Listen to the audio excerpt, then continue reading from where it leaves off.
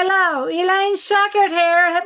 Hope everybody's having a wonderful Sunday out there. APS, a Perfect Swing Academy.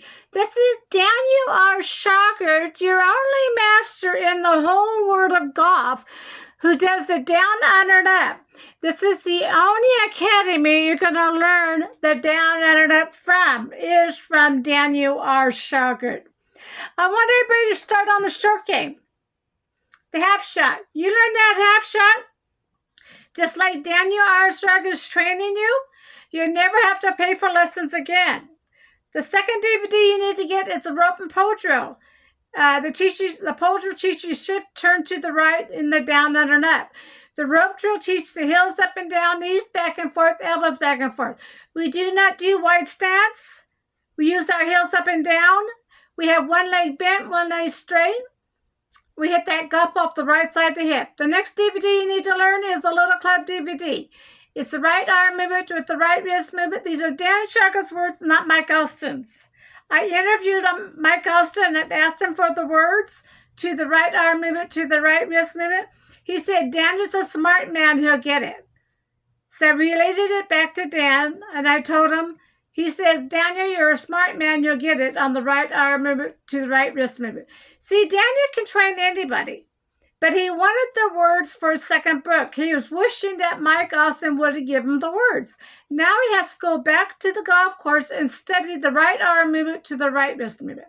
Took us several months. Finally, he came back to me, Elaine, Shauger, and said he knows how to put it into words. So in the second book, How to Kill the Ball book, the right arm movement, the right wrist movement, are Daniel Shauger's words, not Mike Austin's. And two DVDs, the Little Club DVD, those are Daniel Shauger's words on the right arm movement to the right wrist movement with his device. Here's Daniel, your master, the only master in the whole world of golf, with his down, under, and up. Out there that know who I am, but in case you don't, my name is Daniel Shauger.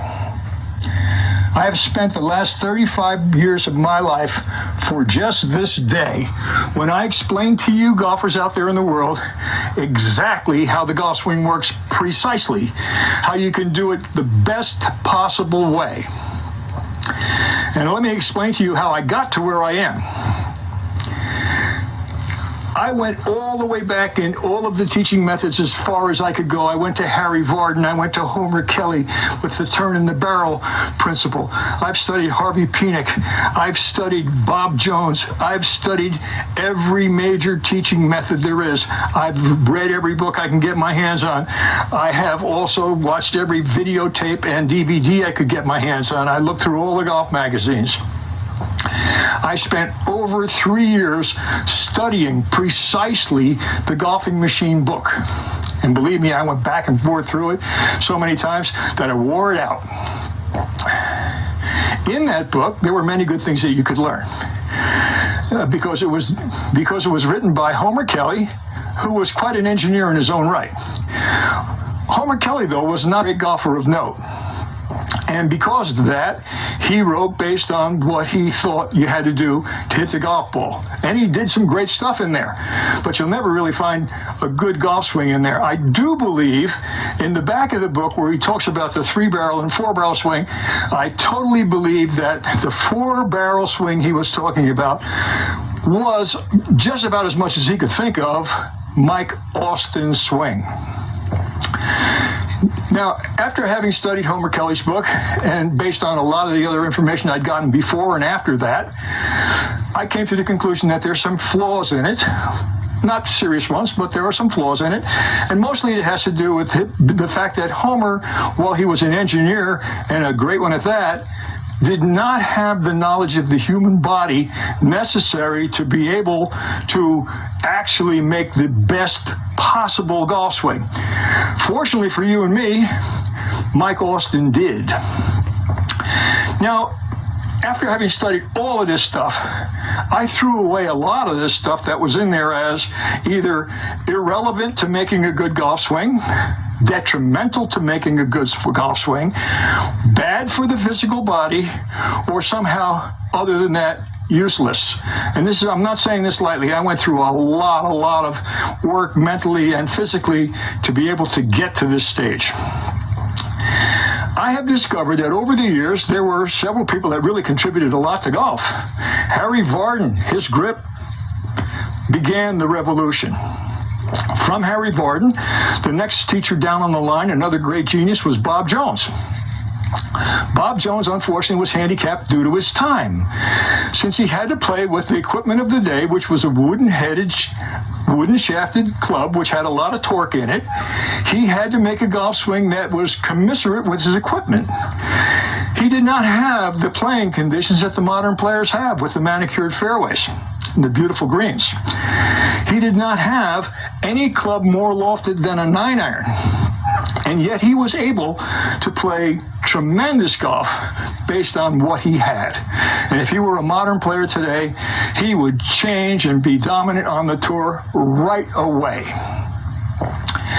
The next great genius along the lines of contributing to the golf swing was Ben Hogan. And his book, 5 Lessons, Elaine, please.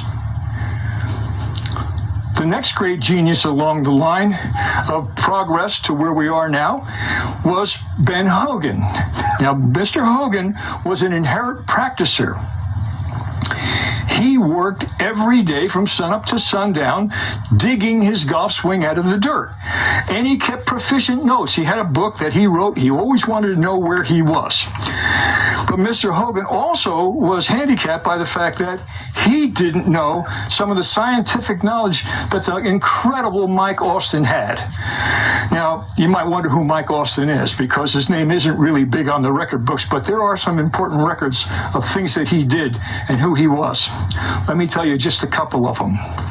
He was a professional golfer, and he did play in tournaments on tour, but mostly that wasn't his goal. He was a gambler, and he was a long drive specialist. And Michael used to win his money by gambling by simply intimidating people by how far he could hit the ball. He was much, much longer than almost anyone of his day. And when you consider length and accuracy, he was probably the best golf ball striker the world has ever known. This is particularly true when you start thinking that all of the ball striking and the records he set were set with the old wooden-headed, steel-shafted a club, which was only 44 inches long at the maximum. Almost everybody was playing 43.5-inch club. That club did not have a flat face like the modern big titanium driver that has a head the size of Texas that most anybody can hit the ball with. The sweet spot was tiny, about the size of maybe a nickel.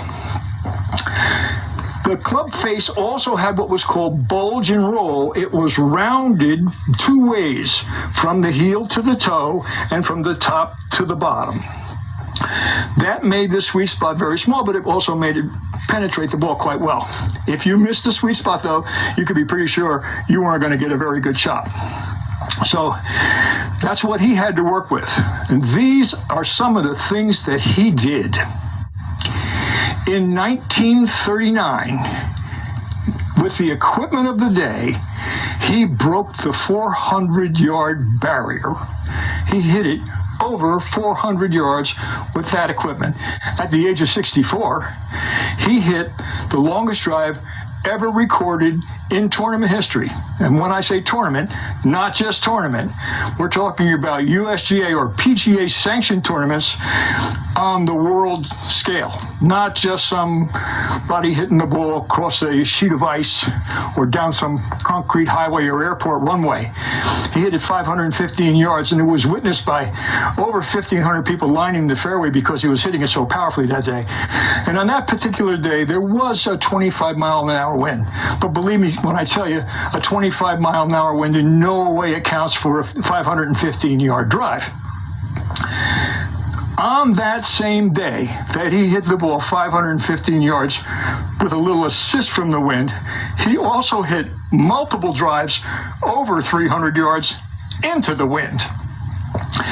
That particular day was a magical ball striking day for him. His timing and everything, his tempo was beautiful, and he did it perfectly. Now, I caddied for the man countless times and played probably 100 rounds of golf with him, and I never, ever once saw him hit a bad shot. I did see him hit some shots that were ill-advised.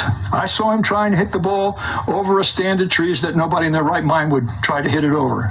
I've seen him hook it and slice it around things that were really unnecessary, but he did it because he could control his ball perfectly, because that man knew the absolute perfect golf swing.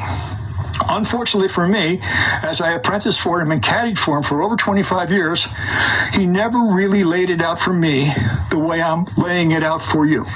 Many of the things that he told me were either little segments of something to help me hit the ball or riddles. To give you a little bit more insight as to how powerfully and how accurately Mike Austin struck the ball, in some of the tournaments that I caddied for him, I would carry his bag out to the practice tee, and the balls are lying there, and everybody in the tournament's warming up, except for Mike. And Mike was in his very late 60s through his 70s is when I caddied for him mostly. The first thing he'd say to me is, "Grab my wedge there, Dan. I want you to hit a few shots." During his practice time, I hit shots, and he worked a little bit on my swing here and there, do this, do that. And finally, when we had only a few minutes left, I demanded, "Mike, you got 5 minutes left, but before you got to get to your tee time, you got to warm up." Michael would walk over to his bag, pick up a 1-iron, and crush it right where he wanted it to go. He could hit it high, he could hit it low, he could fade it, he could draw it, he could slice it, he could hook it, he could hit any shot on demand, because he so perfectly knew his swing, had practiced it into such perfection that what he did with that ball was what Iron Byron would have done with that ball. If you had a machine, it couldn't hit the ball any better than Michael.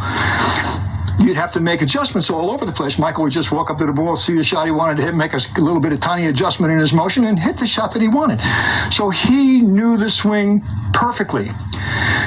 Now, after all of these years, probably 35 years of my life, studying every book, DVD, every method, including the golfing machine, which I spent over 3 years reading that book inside out, backwards. I wore the book out. In that book, I discovered many things. Some of them were flaws. That book really never really gives you any kind of a golf swing. It's more of a laundry list of all the things you can and you cannot do. But there's still some things to learn there. The problem is that there are some flaws that stop you from learning. I truly believe that the swing that he mentions in the back of the book, which is called the four-barreled swing, is very close to the motion, with a few exceptions, that Mike Austin did in his golf swing.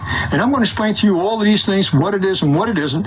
But I'm certain, had Homer Kelly met Mike Austin, that he would revise his book to reflect the things that he learned from Mike. Many people learn from Mike. Ben Hogan learned a lot from Mike. After his accident, when his knees weren't working well, the person that Ben Hogan sought out to get his swing so that he could again compete was Mike Austin. And they played many, many rounds here in Southern California together over a period of about 3 weeks while Mr. Austin worked with Mr. Hogan.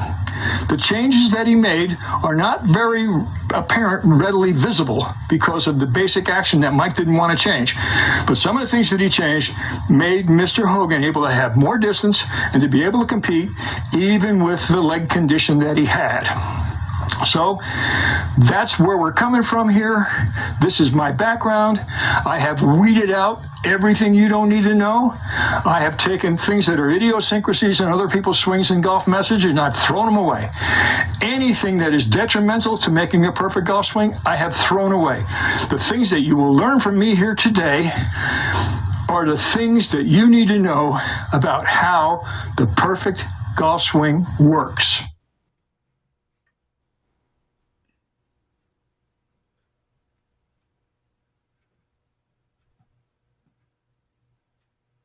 I'm going to start first with the grip, because that's our only connection to the golf club. And before I do it, I want to show you several things about how